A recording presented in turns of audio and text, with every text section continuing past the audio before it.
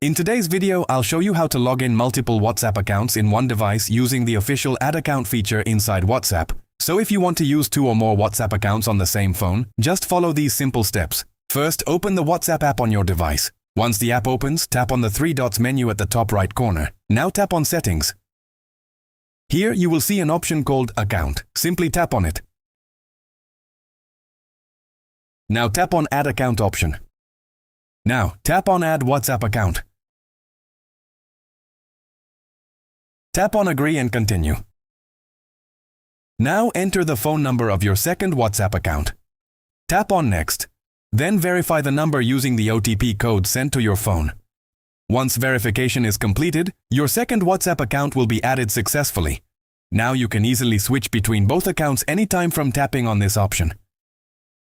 So that's how you can log in multiple WhatsApp accounts in one phone using the official WhatsApp feature. If this video helped you, make sure to like the video and subscribe to the channel for more helpful tutorials. Thank you.